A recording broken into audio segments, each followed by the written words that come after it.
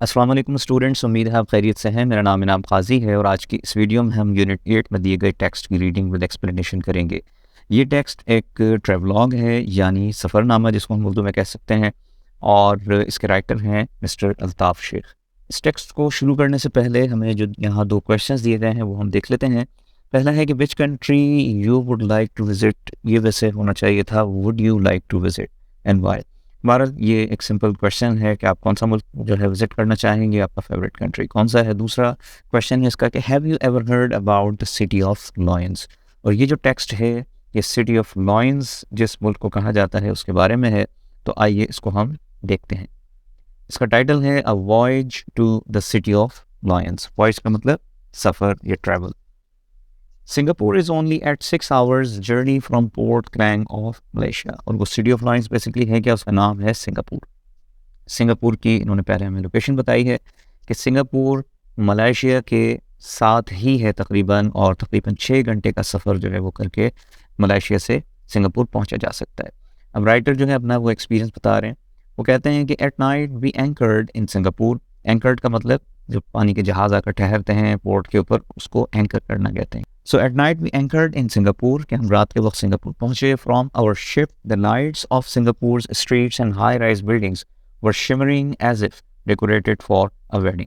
High rise buildings जो ऊंची बुलंदबाना इमारतें होती हैं उनको कहा जाता है। शिमरिंग का मतलब है चमकना, रोशन होना, और एज इफ करके इन्होंने तशबीह देकर बताया है कि जब हम रात के वक्त वहाँ पहुँचे तो वहाँ की जो ऊंची ऊंची इमारतें हैं वो इस तरह से रोशन थी, इस तरह से चमक रही थी, इस तरह से वहाँ लाइटिंग की गई थी कि यूँ लगता था जैसे कोई शादी के लिए जिस तरह घर को या इलाके को सजाया जाता है। All the other vessels of various countries were anchored there too. Vessels का मतलब पानी के बड़े बड़े जहाज़ होते हैं, ख़ास तौर पे वो जिसमें सामान जो है वो लोड करके लाया जाता है या एक जगह से दूसरी जगह पहुँचाया जाता है। तो कहते हैं कि दूसरी कंट्रीज़ के वेसल्स भी वहाँ मौजूद थे। Their reflections in the water provided a wonderful view and it seemed as if each vessel were a small island. कि वो जो पानी में मौजूद दीगर जहाज़ थे उनकी रिफ्लेक्शन यूँ लगती थी कि जैसे छोटे छोटे वहाँ जजीरे हों। अच्छा, यहाँ इन्होंने वेसल के साथ वर यूज़ किया है। नॉर्मल ग्रामर में वॉज यूज़ होना चाहिए था वेसल के साथ, लेकिन यहाँ वर इन्होंने लगाया है।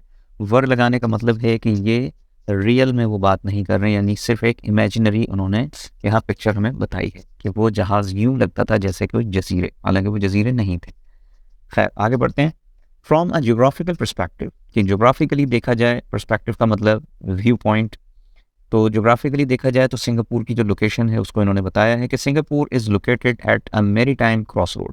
मेरीटाइम का मतलब है समंदर से रिलेटेड, क्रॉस रोड का मतलब ऐसी जगह कि जहाँ से कई रास्ते गुजरते हों। जिस तरह हम चौराहा होता है, कई जगह के रास्ते आकर वहाँ मिल रहे होते हैं, तो सिंगापुर भी इस तरह की एक जगह पर मौजूद है कि जहाँ कई ममालिक के जहाज़ जहाँ से गुजरते हैं। So maritime crossroad where almost every ship sailing to or from the Pacific to the Indian Ocean or the South China Sea anchors here। यानी वो जहाज़ जो पैसिफिक ओशन से या पैसिफिक ओशन की तरफ सफ़र कर रहे होते हैं, या इंडियन ओशन से या इंडियन ओशन की तरफ सफ़र कर रहे होते हैं, या साउथ चाइना सी की तरफ या वहाँ से सफ़र कर रहे होते हैं, तो वो भी यहाँ आकर ठहरते हैं। अच्छा, ये एक फ्री पोर्ट है, ये इन्होंने आगे बताया है कि it's a free port as well as a major centre of fuel for ships. Free port का मतलब होता है कि जो नॉर्मल कस्टम ड्यूटीज़ होती हैं या जो टैरिफ्स होते हैं वो यहाँ चार्ज नहीं किए जाते हैं, और यहाँ हर मुल्क के जहाज़ को अलाउ किया जाता है कि वो यहाँ आए और अपना ट्रेड का सामान वो ला सकते हैं, ट्रेड करते हैं। तो बहुत बड़ी एक जो एक्टिविटी वहाँ होती है ट्रेड की, उसके लिए इन्होंने इसको पोर्ट को फ्री रखा है। आगे दूसरी चीज़ जो है वो है ये एक फ्यूल सेंटर भी है, यानी जहाज़ जो लंबे सफ़र पर रवाना होते हैं तो ज़ाहिर है रास्ते में जो उनको फ्यूल दरकार होता है, तो सिंगापुर का ये जो पोर्ट है ये उनको वहाँ फ्यूल भी फराहम किया जाता है। फर्दर है इसमें कि she seemed like an earthen lamp. अब वो शी जो है वो पोर्ट के हवाले से उन्होंने बात की है। अर्थन लैम्प का मतलब मिट्टी का बना हुआ दिया। यूँ लगता है कि जैसे एक चिराग सा है जो मिट्टी का वहाँ जल रहा है। Surrounded by moths. मॉथ्स का मतलब परवाने जो होते हैं ना, जैसे हम कोई चिराग जलाते हैं, मोमबत्ती जलाते हैं, तो परवाने से बग्स जो होते हैं उसके इर्द गिर्द उड़ रहे होते हैं। उन्होंने एक अगेन तशबीह देकर बताया है, यूँ लगता है कि वो एक मिट्टी का दिया है जो जल रहा है, और जो बाकी जहाज़ उसके इर्द गिर्द वहाँ मौजूद हैं वो जैसे परवाने वहाँ मौजूद हैं।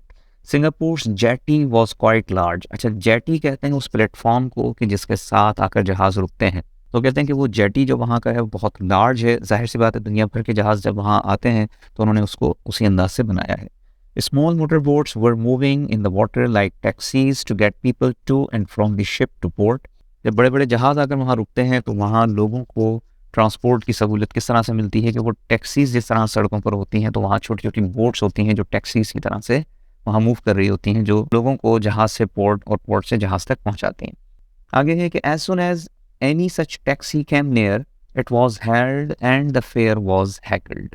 अब वो टैक्सी से तशबीह देकर उन्होंने बोट्स को बात की है कि जो ही कोई टैक्सी वहाँ गुजरती है तो लोग उसको हेल्ड, अच्छा यहाँ हेल्ड का मतलब है इशारा करना, जिस तरह हम टैक्सी को इशारा करके बुलाते हैं। उन्होंने कहा कि टैक्सी को या बोट को इशारा किया जाता है। एंड फेयर वॉज हैगल्ड, फेयर का मतलब किराया, हैगल्ड का मतलब बार्गेन करना। अच्छा ये एशियन कंट्रीज़ के अंदर ये रुझान है आमतौर पर लोगों में कि वो भाव ताव करते हैं। आगे है फर्दर कि Singapore is a small island country. अब ये एक जजीरा है, बेसिकली पानी से घिरा हुआ, जाहिर सी बात है। अच्छा सिंगापुर का जो स्टेटस है, ये सिटी भी इसको कहा गया है, स्टेट भी कहा गया है और ये कंट्री भी है, स्टेट आइलैंड भी इसको कहा जाता है। So Singapore is a small island country, the largest inland river is only 9 miles long. वहाँ कुछ सबसे बड़ा दरिया है, तकरीबन 9 माइल्स उसका साइज़ है, विच फ्लड्स इन द सी, जो कि समंदर से जाकर मिलता है।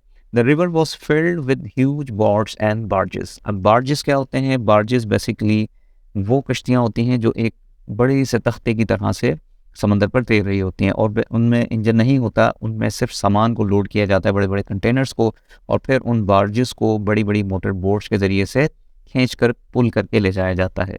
तो कहते हैं कि the river was filled with huge boats and barges, cargo was loaded into trucks. Cargo का मतलब वो सामान है या वो बड़े बड़े कंटेनर्स हैं, which arrived at the river from where it was sent to ships through barges.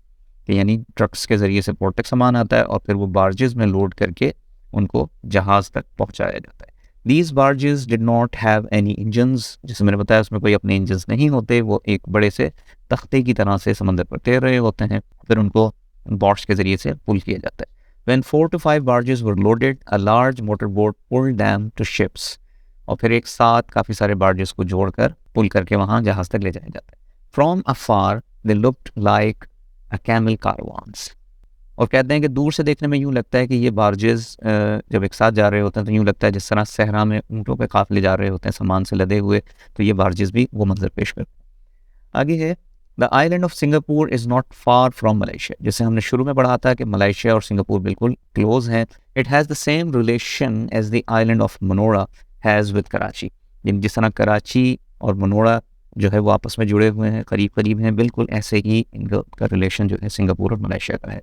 As we have Keamari, so is the Malaysian city of Johor which lies just a quarter of a mile away from Singapore.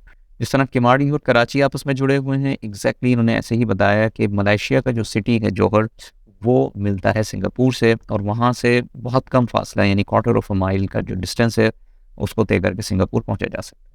There is a bridge that connects Johor with Singapore, कि एक तो इनका जो connection है वो क्या है, एक ब्रिज के थ्रू ये दो ममालिक जुड़े हुए हैं।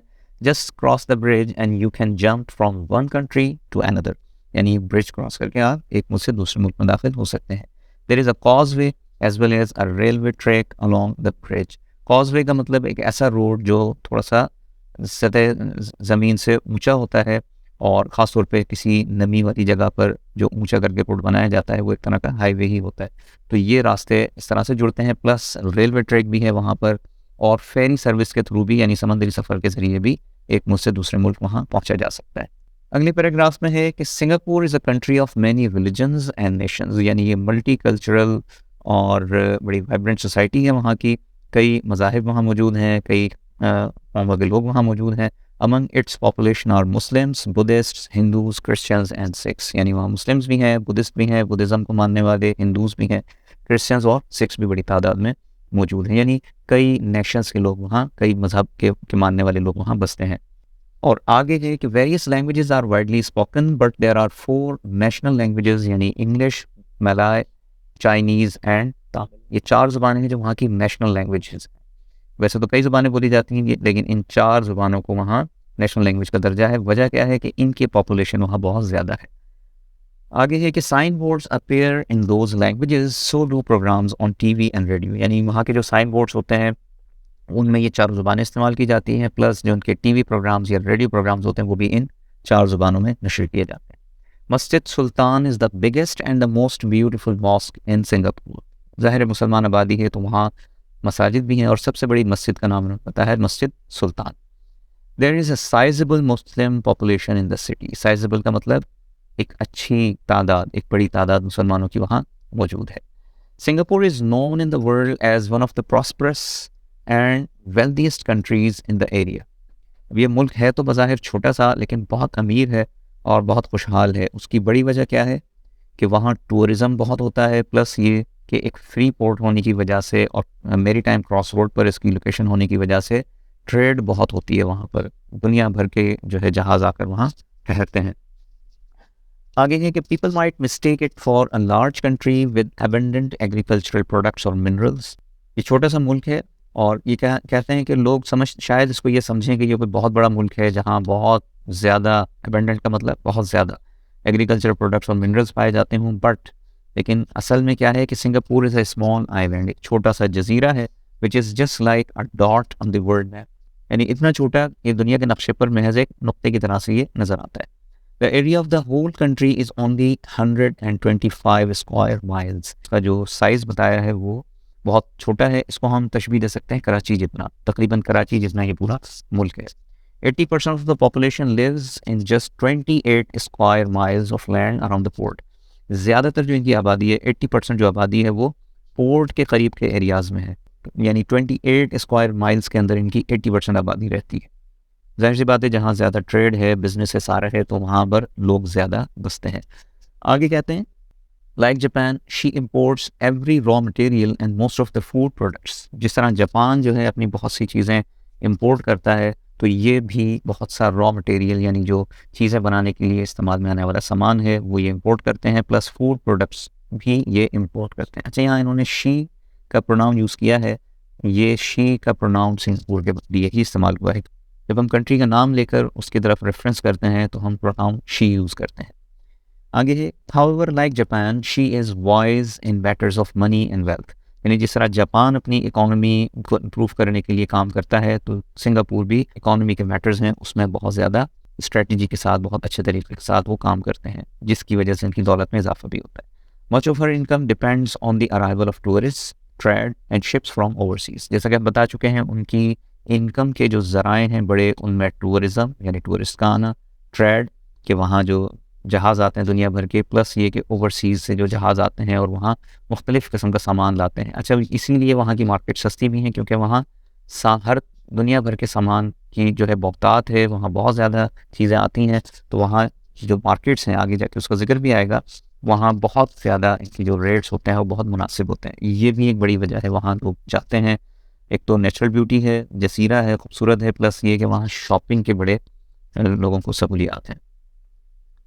आगे बढ़ते हैं कि tourists and traders from all over the world come here for business, shopping and leisure. Leisure का मतलब होता है फारिग वक्त गुजारना या जैसे छुट्टियां वगैरह गुजारने के लिए लोग आते हैं, तो वहाँ घूमने फिरने आते हैं, प्लस शॉपिंग एक बड़ी जो है अट्रैक्शन है, और वहाँ बिजनेस अपॉर्चुनिटीज़ बहुत हैं। वहाँ इन्होंने बेसिकली इस तरह से अपना स्ट्रक्चर डिज़ाइन किया हुआ बिज़नेस का कि वहाँ इन्होंने फ्री पोर्ट दी हुई है, यहाँ वो बड़े बड़े टैक्सेस नहीं है, प्लस ये कि या बिज़नेस फ्रेंडली इन्होंने जो एनवायरनमेंट बनाया हुआ है, कोई बिज़नेस करना चाहे तो वहाँ बहुत ज़्यादा कोई हर्डल्स नहीं है, बड़ा इन्होंने सिंपल करके अपना सारा वो सिस्टम बनाया हुआ है कि ईज़िली वहाँ आप बिज़नेस कर सकते हैं। तो ये बड़ी अट्रैक्शंस हैं सिंगापुर की। अगले पैराग्राफ में है कि Singapore is a shopper's paradise. अच्छा, शॉपर्स का मतलब होता है बायर्स यानी ख़रीदार। अच्छा, हमारे यहाँ शॉपर, वो शॉपिंग बैग के लिए भी ये वर्ड यूज़ किया जाता है जो कि गलत है, उसको शॉपिंग बैग कहना चाहिए, और शॉपर्स का जो एक्चुअल मतलब है वो है ख़रीदार। तो कहते हैं कि Singapore is a shopper's paradise, कि ये ख़रीदारों की जन्नत है। किस लिए? Where one can buy almost everything at cheaper rates than even the country of its origin. अब यहाँ इन्होंने बताया कि यहाँ जो सामान मिलता है वो इतना सस्ता मिलता है कि जो यहाँ आने वाले लोगों के अपने ममालिक में भी इतना सस्ता नहीं होता। Tourists stay in big hotels but eat meals in small restaurants to enjoy the cuisine of the East and the West. अच्छा, यहाँ बहुत होटल्स हैं, ज़ाहिर है टूरिज़्म होता है तो लोग आकर बड़े-बड़े होटल्स में ठहरते हैं, लेकिन जो खाना पसंद करते हैं वो छोटे रेस्टोरेंट्स का खाना पसंद करते हैं, क्योंकि वहाँ के जो खानों के जायके हैं, अच्छा कुज़ीन का मतलब जो खाने होते हैं, हर इलाके, हर खित्ते, हर मुल्क के अपने अलग टेस्ट होते हैं, उसका इन्होंने ज़िक्र किया है। कुज़ीन जो है स्पेशल जो डिशेज़ होती हैं किसी भी मुल्क की, उनको कहा जाता है। दूसरा उन्होंने बताया कि वहाँ ईस्ट और वेस्ट दोनों फ्लेवर मिलते हैं, यानी दोनों तरह की डिशेज़ मिलती हैं।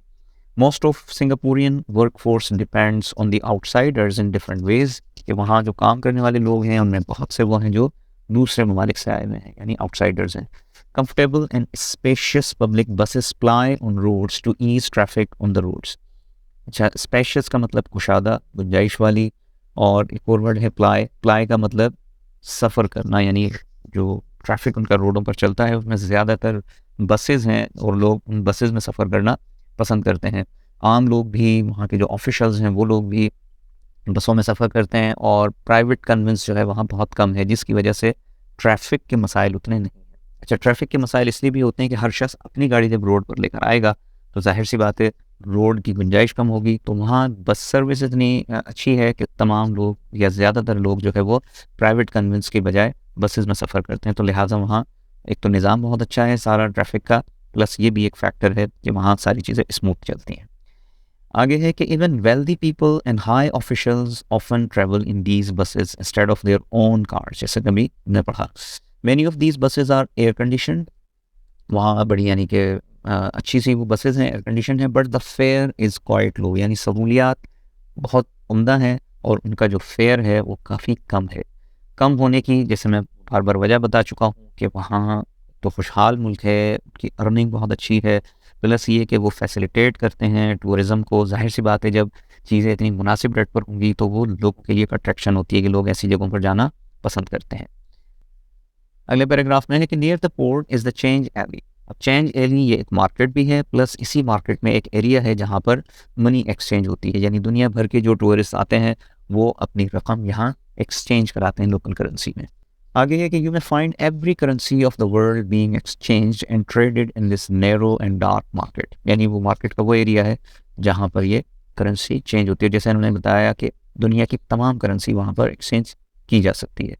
After exchanging money we decided to go for a visit to the city. तो कहते हैं कि हमने आफ्टर एक्सचेंजिंग मनी ये सोचा कि हम शहर में जो जगह है वहाँ घूमने जाएं। The largest market in Singapore was Raffles pulse, सबसे बड़ी वहाँ की जो मार्केट है उसका नाम है Raffles Place, which was very close to the port, और पोर्ट के बिल्कुल करीब ही है। बड़ी होने की वजह यह भी है, जाहिर सी बात है कि ज़ाहिर है वो पोर्ट के करीब है तो हर चीज़ ही वहाँ मैसर थी। All the shops there were large and multi storey, बड़ी बड़ी वो शॉप्स हैं, मल्टी स्टोरी हैं। Different types of items were sold on each site, यानी हर तरह की चीज़ वहाँ मैसर है। Walking into the big shops with a small pocket was putting one in the inferiority complex, यानी आप इतनी बड़ी बड़ी वहाँ शॉप्स हैं कि वहाँ जाते हैं और आप अपनी पॉकेट अगर भर कर ना जाएँ तो आपको वहाँ शर्मिंदगी होती है। यानी हर चीज़ ही वहाँ दुनिया की मैसर है, तो इसलिए आपकी पॉकेट भी भरी हुई होनी चाहिए। इन्फीरियरिटी कॉम्प्लेक्स का मतलब एहसास कमतरी का आप शिकार हो जाते हैं जब आप अपनी जेब को देखते हैं। खैर, but there was no bar to window shopping. Bar का मतलब रुकावट या बैन, यानी वहाँ विंडो शॉपिंग आप कर सकते हैं, ख़रीदारी ना भी करें तो चीज़ों को महज वहाँ देख सकते हैं।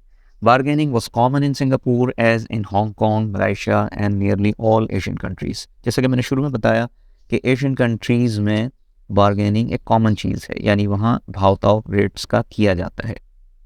One of the markets here is Arab Street, known throughout Singapore for reasonable prices. यानी वैसे तो दूसरी मार्केट्स भी मुनासिब रेट्स होते हैं, लेकिन अरब स्ट्रीट्स ख़ास तौर पे मशहूर है। ये भी एक बहुत बड़ी मार्केट है कि जिसके प्राइस काफ़ी मुनासिब होते हैं। आगे है although the rain falls almost incessantly. incessantly का मतलब कंटिन्यूसली, कि तकरीबन वहाँ मुस्तकिल बारिश होती रहती है, लेकिन इसके बावजूद सिंगापुर इज़ वेरी क्लीन, कि बारिश होने के बावजूद वहाँ का निज़ाम इतना उम्दा है कि वहाँ कोई पानी नहीं ठहरता, कोई वहाँ गंदगी नहीं होती, साफ़ सुथरा वो मुल्क रहता है। One can see the cleanliness, greenery and rows of flowers next to each house. Greenery है, सफाई सुथराई है, बिल्कुल फूल लगे हुए हैं, यानी बिल्कुल एक बड़ा खूबसूरत वो मंजर जो है हर इलाका वहाँ का पेश करता है। Singapore is recognised as the Mister Clean of the world, यानी इतना वो साफ़ मुल्क है कि उसको टाइटल दिया गया है Mister Clean of the world. The spirit of cleanliness is present in everyone from children to elders. यानी बच्चों में इस चीज़ को सिखाया जाता है, उनको उनकी ट्रेनिंग का हिस्सा होता है कि सफाई सुथराई रखनी है, हर चीज़ को तरतीब में रखना है। तो जाहिर सी बात है जब वो बचपन से इस चीज़ के आदी होते हैं तो बड़े होकर वो एक अच्छे अंदाज से बिहेव करते हैं। ये ट्रेनिंग का बेसिक इफेक्ट्स का वहाँ पर हिस्सा होता है। आगे है कि the Japanese saying that keep your house and the front of the street clean so you see the whole city clean is practised here in letter and spread by the people. अच्छा, एक जापानी कहावत का उन्होंने जिक्र किया, वो क्या है कि अपना घर साफ रखें और अपने घर के बाहर का हिस्सा भी साफ रखें, और इस तरह आप पूरे शहर को साफ रख सकते हैं। और ये बड़ी अच्छी इन्होंने एक कोटेशन यहाँ दी है। हम बेसिकली क्या करते हैं कि अपना घर साफ कर देते हैं आमतौर पे लोग, और कचरा बाहर फेंक देते हैं।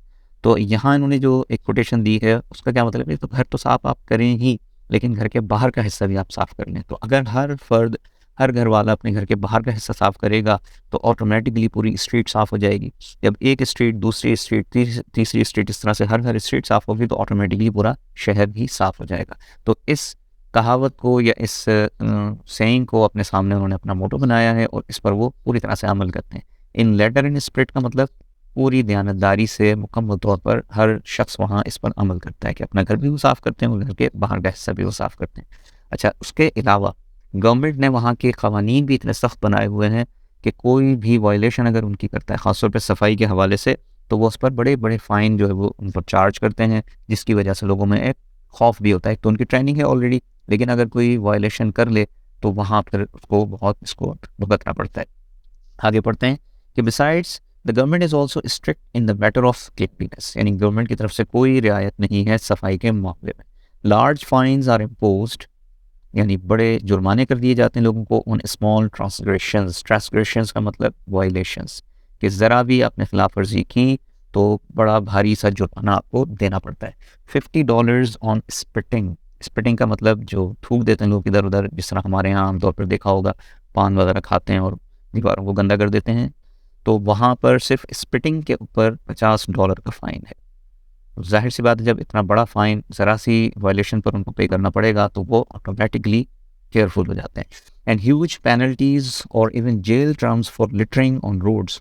और अगर कोई कचरा फेंक दे रोड पर तो समझ लें उसको जेल भी हो सकती है, या बहुत बड़ा जुर्माना वो उनको देना पड़ता है। Garbage bins are placed in every nook and corner. Nook and corner का मतलब एवरीवेयर। गार्बेज बिन्स रखे हुए हैं, डस्टबिन रखे हुए हैं कि आप उसमें कचरा डालें, यानी वहाँ पूरा एक निज़ाम है बाकायदा।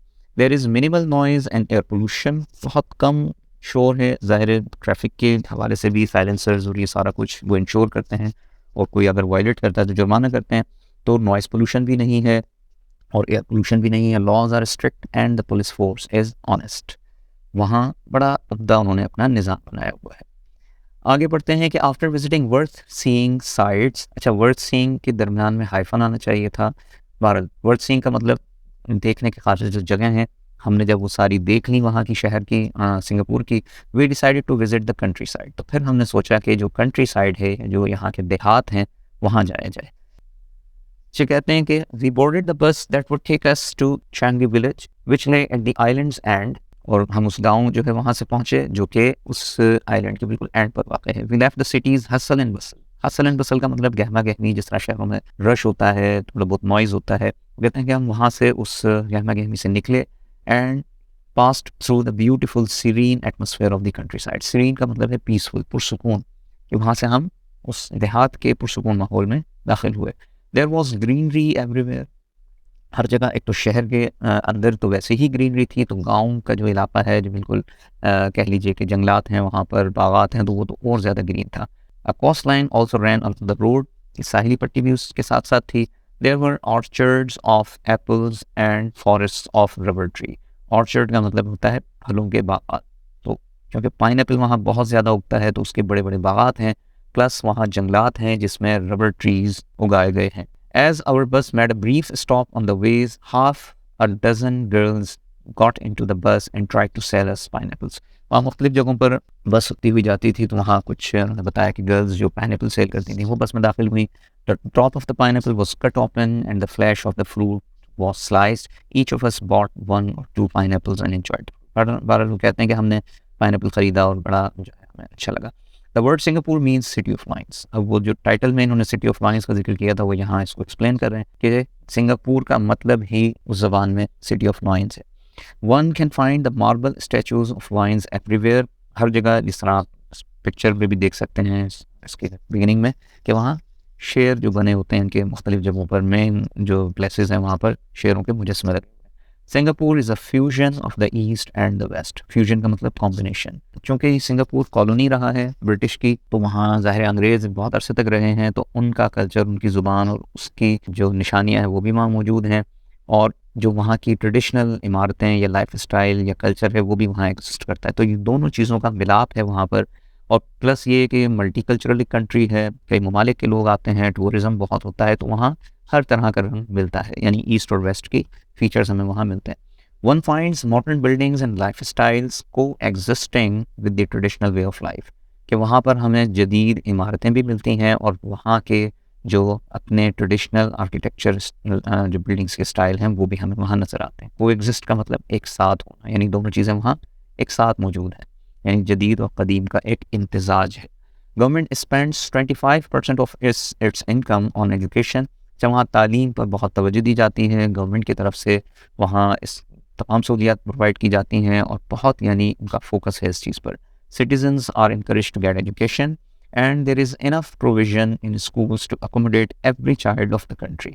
प्रोविजन का मतलब यहाँ फैसिलिटीज़ कह लें, और अकोमोडेट का मतलब सहूलियात मुहैया करना, कि यानी हर स्कूल में मुकम्मल इंतज़ाम है हर चीज़ का, कि वहाँ मुल्क का हर बच्चा तालीम हासिल कर सकता है, यानी पूरा उन्होंने इसका निज़ाम बेहतर बनाया हुआ है। Besides providing them quality education, कि ना सिर्फ वहाँ एक बेहतरीन मयार की तालीम दी जाती है, students are encourage to participate in debates, speeches and sports, कि वहाँ एकेडमिक तालीम के साथ साथ वहाँ उनको को करिकुलर एक्टिविटीज़ में भी इनकरेज किया जाता है कि वो हिस्सा लें, और वहाँ बहुत इस तरह की एक्टिविटीज़ होती हैं। We visited one such speech competition and we were quite impressed with the students' talent and confidence। तो ये राइटर बताते हैं आखिर में कि हमने भी ऐसे ही एक कंपटीशन में शिरकत की और हम बड़े इम्प्रेस हुए, बड़े हम मुतासिर हुए कि वहाँ बच्चे जो हैं वो बहुत टैलेंटेड और कॉन्फिडेंट हैं।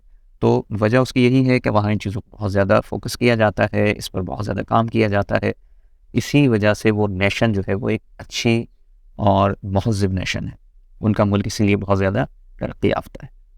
तो ये था टेक्स्ट, नीचे इसमें रेफरेंस भी दिया हुआ है, a travelogue of Altaf Sheikh translated by professor Manoj. I hope कि आपको समझ आया होगा। अब तक के लिए इतना ही। अल्लाह हाफ़िज़।